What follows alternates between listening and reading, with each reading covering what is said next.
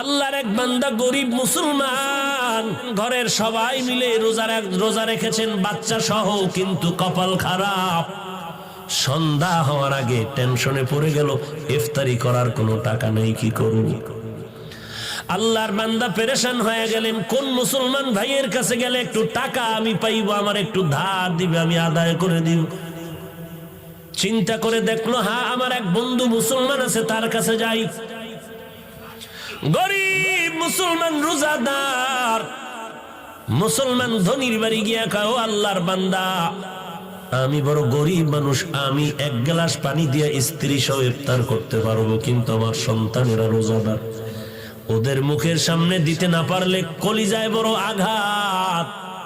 তো কি হইছে? বলে আমারে কিছু টাকা যদি আপনি ধার দেন, আমি ইফতারির আয়োজন করব, আমাকে একটু সময় দিলে আমি আপনার টাকা আবার পরে আদায় করে দিব।